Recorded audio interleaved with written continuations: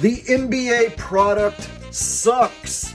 Not only that, it's fixed, it's fake, it's phony, and all the players on the court are in on the fix. In Game 3, I showed you how the Knicks lost the game on purpose, and here in Game 4, I'm going to show you how the Spurs lost this game on purpose. And it starts right here. Look at number 3 of the Spurs with his hand on the court. The ball has been thrown inbounds, and there's this one Spurs player way back here with his hand on the court who's not running down and playing defense with the rest of his teammates. So you got the rest of the Spurs down here where they should be, set up to play defense. But there's that one Spurs guy back there who didn't run down with the rest of his teammates. And that's going to leave this Knicks player right here wide open. He's just going to run right on down, catch the ball, and then Wemby, the best player for the Spurs, he's right there. He should be able to go up and make a block attempt. But instead, Wemby just going to do nothing and watch the dude dunk the ball right in his face. I mean, come on, Wemby. You didn't go up there and make any swat attempt at all, and you're supposed to be the best player on the Spurs. And this is where the comeback got started.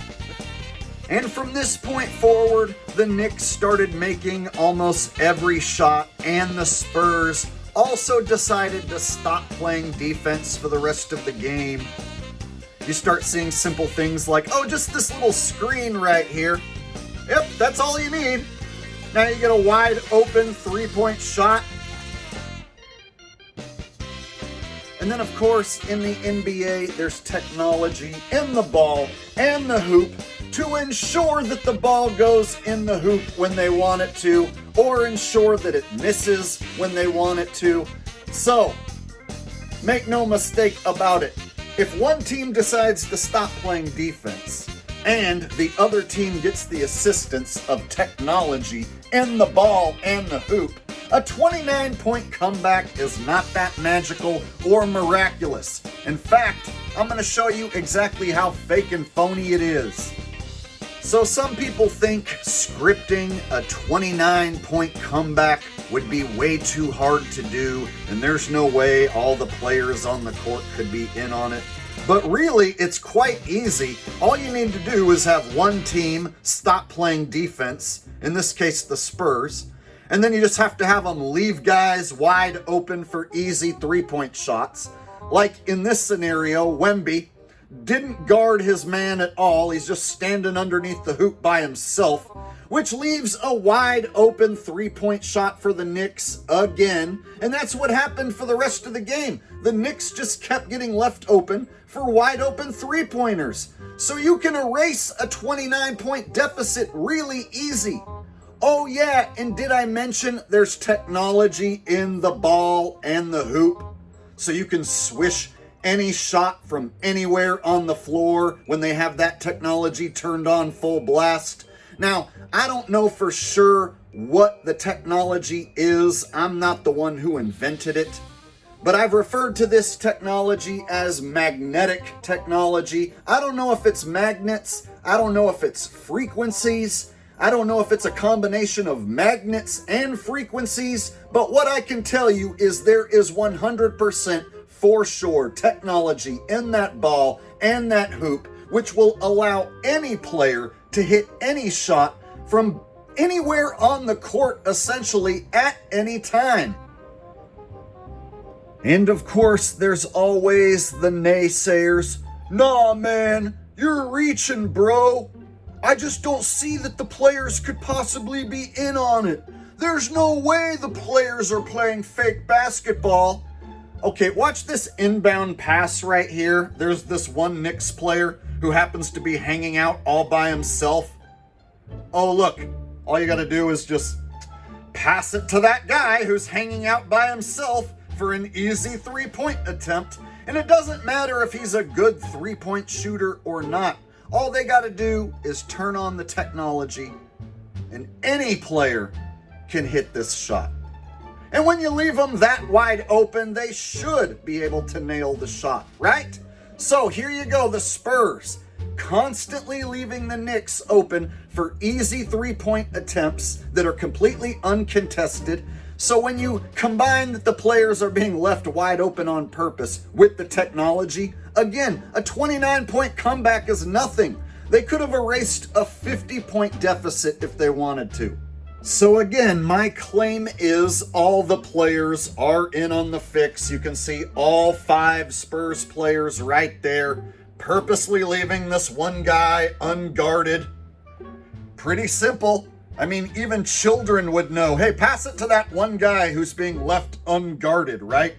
So any fanboy who wants to defend this trash has to say that that Spurs player just accidentally forgot and made a mental error and just forgot who he was supposed to be covering. You can make that excuse if you want, but that just makes you a delusional fanboy. What's really going on here is this is a pretend game of basketball and there's technology being used to manipulate whether the ball goes in the hoop. I challenge any of you to go watch these highlights, turn off the sound, put it in slow motion, and just watch and pay attention. It's as easy as doing what I'm doing right now. Okay, here you have an alley-oop attempt going to number 23 of the Knicks. Now watch, you have number 30 standing right there. He's going to purposely not play any defense. He's going to go the other way, step the opposite way of the alley-oop being thrown up in the air. And number 23 is left uncontested. Nobody going to try and defend that at all. So number 30 was standing right there next to him, and you clearly saw he stepped away on purpose. So I don't understand how anybody can defend this. Once again, watch number 30. He sees the Knicks player coming in towards the hoop.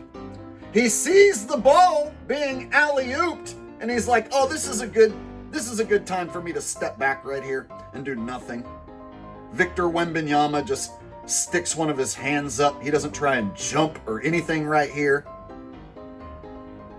So everything that the Knicks wanted to do from this point on, the Spurs allowed them to do it. So you can't blame the refs. All the players have to be involved in order for the Knicks to make this sort of a comeback. All right, so I know I'm going to sound like a broken record here, but here is another example of the Knicks being left wide open by the Spurs for an easy, uncontested three-point shot. And as I've said before, there's technology in the ball and the hoop. So even if the shot isn't perfect, the technology kicks in. And if they want it to fall, it's gonna fall. Did I mention that the Spurs kept leaving the Knicks wide open for easy three-pointers? I'm not sure if I mentioned that in this video yet. But anyway, here's another example of the Knicks being left wide open. And Victor Wembanyama's way too far away to make any block from back there. But he's going to jump anyway and pretend like he's trying. But with the assistance of the technology, the Knicks comeback is nearly complete. The crowd is going crazy. They think they're witnessing one of the most miraculous Knicks comebacks of all time. Seriously, y'all, is this Groundhog Day? Somebody pinch me. Are the Knicks being left open for yet another uncontested three-point shot? And is that Victor Wembanyama way back there gonna run up and try to pretend like he's gonna block a shot from way back there? Yep. That's exactly what's gonna happen. Gee, what are the odds that ball's going in that hoop? Yeah. Miraculous. Magical 29-point comeback. Really? Not so magical when you see the Spurs purposely leaving the Knicks open for three-pointers over and over and over and over and over and over and over and over and over. And you know that there's technology in the ball. Yeah, it's not magical or miraculous at all. It's actually quite ridiculous. Y'all, the technology in that ball can make any player on the court at any moment appear to be unstoppable. Like right here, Brunson, with Wembanyama in his face actually contesting the shot. Doesn't matter. Knocks it down. And that brings us to the final exciting conclusion here. The final seconds of this game. Brunson passing the ball away. He gets it right back. Brunson has looked unstoppable during parts in this game. So he's going to drive and try and give his team the lead and complete the miraculous comeback. But oh, the shot is no good and the ball is loose. If the Spurs can just regain control, they can dribble out this clock. And it looks like that's exactly what's going to happen. The Spurs regain control. All Fox needs to do here, he doesn't even need to go for an attempt. He just needs to hold on to the ball and dribble it. He can even wait for the Knicks to purposely foul him. But the one thing he shouldn't do is put up a terrible shot or turn over the ball. But that's the one thing he does. So number 4 there for the Spurs. He had the ball. There was only 12 seconds left. All he had to do was just run under the hoop, dribble out the remaining seconds, draw the foul, hit some shots. Spurs win, right? So even with all the mistakes that they made, supposedly, number 4 could have just held onto the ball there, but instead, he put up this terrible shot, giving the Knicks exactly one last possession that they need to get this job done. And here is the finish of the game with a little less than 6 seconds left on the clock. The Knicks are down 1 point.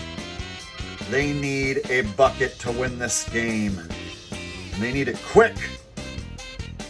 So there's a shot taken from way, way beyond the 3-point line. That doesn't look like it's going to work. Clang! Oh, but there just happens to be this Knicks player who jumps up and tips it. And it goes in! And oh my God, the Knicks just took the lead with a little more than 1 second left to go. The miraculous 29-point comeback. Oh my God, it's so magical, so amazing. And the fans are losing their mind. It's the greatest thing they've ever seen. Oh my God, whoopee, yay. Look at all these losers in the stands. It's like they just watched the Spurs purposely let their team come back and win this game, and they're acting like this is the greatest accomplishment of their whole life. It's like, hey, none of you losers accomplished anything besides watching a pretend basketball game and getting drunk and cheering for a bunch of guys pretending to play basketball. You didn't accomplish shit, so why are you really this happy? All these New Yorkers, this is like the crowning achievement of their life. Watching a scripted phony comeback. So there you go. Game 3, the Knicks lost on purpose. Game 4, the Spurs lose on purpose. I wonder what's gonna happen in Game 5. Well, I guess since you guys are enjoying these videos, I'll have to do another breakdown in the next game. So I will see you guys in the next video. Please like and share and subscribe and all that jazz. And I will see you guys in the next video.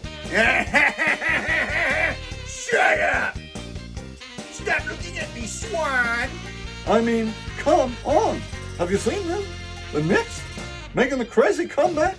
I mean, what's the deal with the Knicks' miraculous magical comeback? I mean, what's the deal?